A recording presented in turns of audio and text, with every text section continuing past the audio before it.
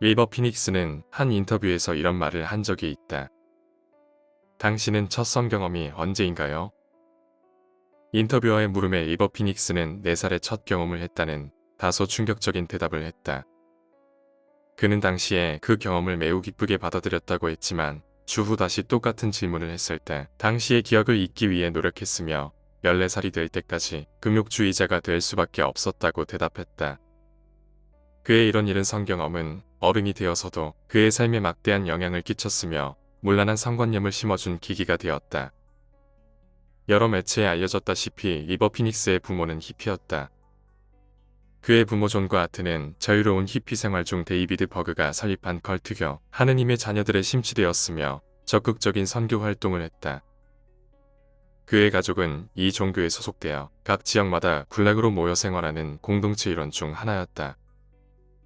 더구나 그의 아버지 존은 베네수엘라와 카리브해의 중위의직을 맡을 정도였으니 얼마나 열성적이었는가는 굳이 말하지 않아도 되리라고 본다.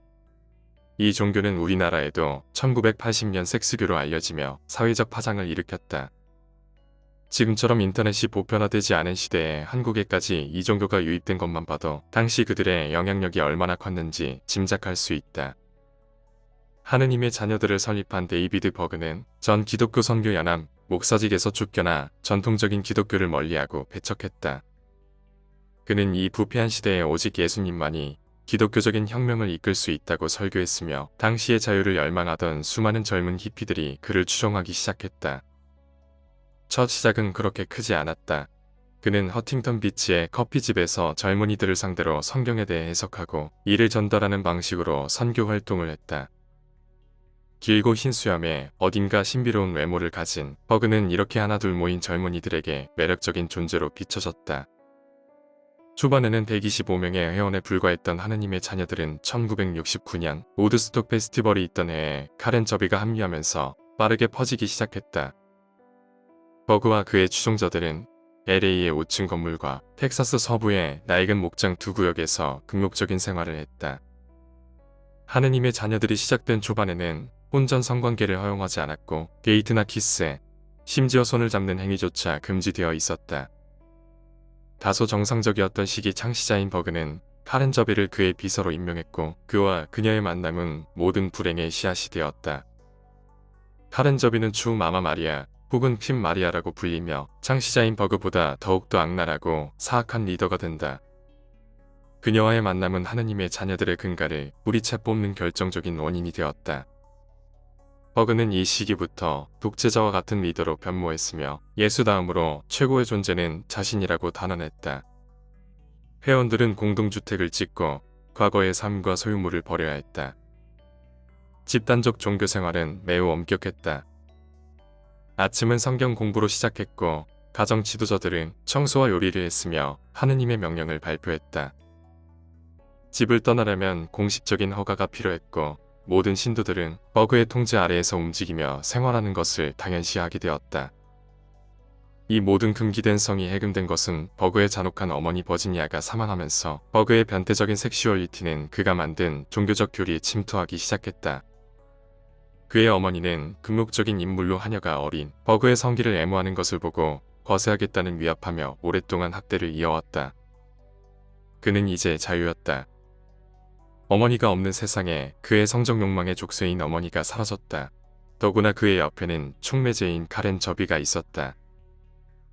그는 4월 카렌 저비가 합류한 지 3개월 만에 그녀를 두 번째 아내로 삼았다. 그는 신도들에게 솔로몬, 다윗, 아브라함이 1명 이상의 아내를 가졌다는 궤배를 펼쳤다.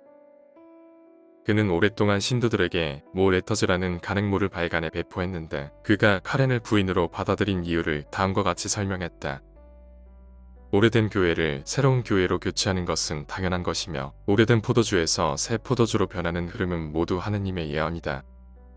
그들의 종교에 카렌 저비와 같은 젊은 여성들이 많아질수록 이 컬트교가 더욱더 혁명적으로 여겨지기 시작했다는 것은 참으로 아이러니컬한 일이다. 당연히 그들의 이런 비정상적인 종교 활동은 외부에서 부정적인 시각으로 비춰지게 되었다. 젊은 사람들이 주축이었던 만큼 그들의 부모들은 이 컬트교가 자녀들을 세뇌한다고 믿기 시작했으며 그들을 구하기 위해 강제로 데려가기 시작했기 때문이다. 이에 데이비드 버그와 신도들은 미국을 떠나 1972년 영국 백만장자가 준 빈 공장에 새로운 공동체를 설립했다. 이때부터 그는 신도들에게 재산 소유권을 권장하지 않으며 경제적, 사회적 활동을 차단한 채 신도의 자녀들에게도 홈스쿨링을 적극 권장했다. 당시 런던에서는 섹슈얼 혁명이 격렬해지기 시작했는데 이에 무임승차하듯 버그는 신도들에게 섹스에 참여하도록 장려하고 모 레터저를 통해 더욱더 많은 10대들을 끌어들였다. 데이비드 버그의 섹스교의 시작이었다. 그는 원하는 젊은 여성 신도 누구와도 성관계를 가졌다. 카렌 저비는 그의 성적 욕망을 부추겨 리더인 버그를 조종하며 그녀의 세력을 키우기 시작했다. 하느님의 자녀들이 세운 가르침을 보자면 다음과 같다. 1. 성은 사랑이기 때문에 하느님은 성을 사랑합니다. 2. 섹스는 아름다운 것이며 사탄은 섹스를 싫어합니다. 3. 근친상간은 문제가 없습니다. 자녀가 어머니로부터 성을 배우는 것보다 좋은 일은 없기 때문입니다. 4. 11살에도 임신할 수 있으니 성관계에 아무 문제가 없습니다. 5. 조부와 섹스하는 것은 매우 훌륭한 일입니다. 남자는 동성애를 금하지만 여자의 동성애는 섹시합니다. 7. 수음은 예수와 성관계를 가지는 행위 중 하나입니다.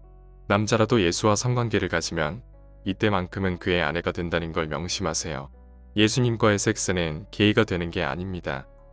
그는 그의 교리를 포스터로 제작해 배포했는데 그중 3,000부 이상을 출판했으며 일부는 제자 전용, 일부 제자 및 친구 전용, 다른 일부는 일반 대중으로 분류되었다. 이들이 포스터를 제작한 이유는 그림은 무제한 대중을 설득하기 쉬웠으며 텍스트보다 홍보 효과가 뛰어났기 때문이다. 하느님의 자녀들의 배포용 포스터는 다음과 같다. 이 표지는 데이비드 버그가 느슨한 아마포 허리천을 두르고 난교하는 장면은 사퍼로 넣었다. 그는 이 포스터로 선교를 주저하지 말아야 한다는 궤변론을 펼쳤다. 한 노인이 두 딸과 성관계를 가진다. 노인은 황갈색의 피부와 예수의 턱수염과 멋진 복근을 가지고 있다. 소녀들과의 성교는 주님이 주신 대가라는 이야기가 거론되어 있다. 이것이 하나님이 미국을 보는 방법이다. 그녀에게 잡아먹히기 전에 미국을 떠나야 한다. 하지만 나는 사실 미국이 하나의 인체라는 생각을 좋아한다는 기이한 논조가 적혀 있다. 그 외에 그의 교리는 상당히 많지만 특히 예수님과 성관계 시해야 하는 사랑의 말씀에는 온갖 저질스러운 문장들이 다소 포함되어 있다. 요약된 내용 외에 이 컬트교는 강간당하는 여성은 신을 증명할 수 있는 기회를 제공하며 육체를 바치는 행위야말로 사람들을 개종시킬 수 있는 유일한 방법이라고 가르쳤다. 그로 인해 플러티 피싱이라는 종교적인 매춘이 시작되었다. 성서에 예수는 나를 따르라 내가 너희를 사람을 낚는 어부로 만들겠다는 구절이 있다. 이에 영감을 얻은 버그는 젊은 여성 신도들에게 몸을 바치도록 훈련하기 시작했다. 신도들은 이 종교적 매춘 행위를 통해 수많은 성병을 앓았다. 그 중에서도 카렌 저비는 이 사람을 낚는 행위를 주도하며 본인도 18명의 남자와 137번의 잠자리를 가졌다. 그녀는 호텔 웨이터와 성관계를 갖고 마침내 임신해 1975년 리차드 피터 로드리게즈라는 아들을 낳았다. 로드리게즈는 탄생과 함께 데이비드 버그의 후손이자 새로운 예언자로 추대받기 시작했다. 그의 일대기는 지속적인 간행물로 당시 228개의 공동주택에 살고 있는 3,000명의 회원들에게 꾸준히 배포했으며 그는 새로운 메시아로 칭송받았다.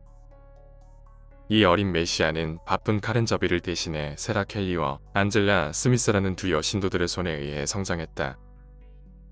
특히 세라는 데이비드 버그의 열성적인 신자였기에 7살 난 딸을 버그와의 성관계를 위해 바치기까지 한 광신도였다. 역사적으로 이보다 더 충격적인 아동 포르노 책은 없다고 판명된 더 스토리 오브 데비디토라는 어린 메시아의 일대기가 육아설명서라는 이름으로 제작되었다. 발간된 책은 17개월에서 3세가 된 어린 메시아가 이모 세라와 함께 나체로 촬영된 모습이 찍혀있거나 온갖 섹스 섹션으로 묶여있는 챕터는 끔찍함 그 자체였다. 부유모는 어린 메시아를 성적인 존재로 바라보며 어린 메시아는 인지 능력이 없는 상태로 성적 학대를 당하는 일상들이 적나라하게 찍혀있다. 이에 탄력을 받은 버그는 모 레터즈를 통해 신도들에게 소아성애와 근친상가를 적극 권장하기 시작했고 이는 전 신도들에게 널리 퍼져 터부가 당연시되기 시작했다. 그로 인해 10살이 되던 해 어린 메시아는 그들의 교리에 맞게 자신의 어머니인 카렌 저비와 성관계를 가졌다. 카렌 저비는 당시 이 컬트교 내에서 상당한 영향력을 가지고 있었지만 그녀에게도 고민이 있었다. 바로 데이비드 버그의 어린 손녀인 메리 버그였다. 그들의 교육은 섹스로 시작해 섹스로 끝났으므로 어린 손녀 역시 11살의 와인을 마시며 성인용 비디오를 보는 것이 일상이었다.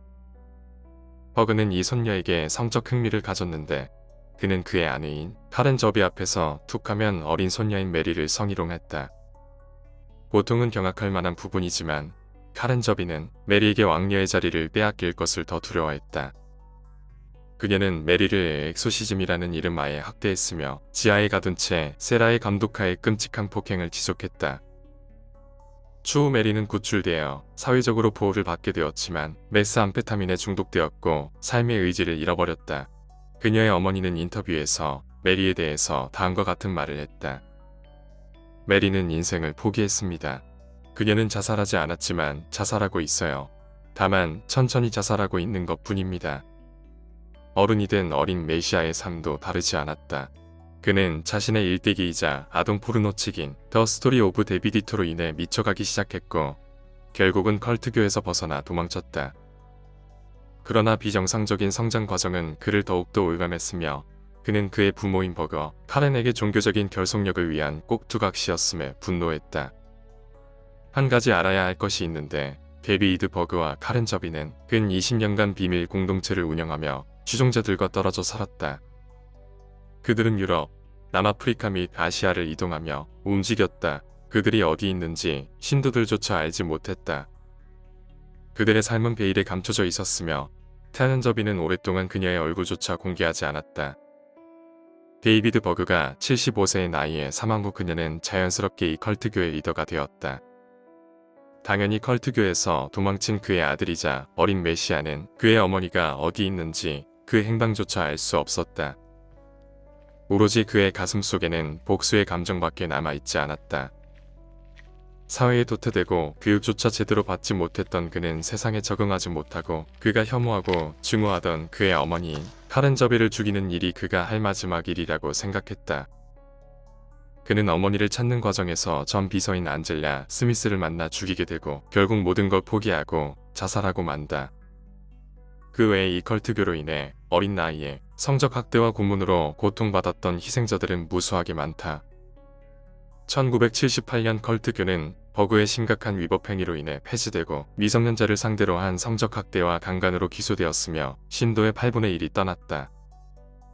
그러나 아직까지도 이 종교는 이름을 바꿔 존재하고 있으며 데이비드 버그의 신념을 그대로 따르고 있다. 현재는 더 패밀리 인터내셔널로 활동하고 있는데 이전의 악습과 변태적인 관행들은 모두 금지된 것으로 알려져 있다. 물론 사실인지 아닌지는 알 수 없다. 아직도 그들의 리더는 종교적 매춘에 신호탄을 쏜 카렌 저비이기 때문이다. TP 회원들을 그들을 군인이라고 생각하며 영적 전쟁의 시대에 악을 물리치기 위한 군대라고 생각하고 있다.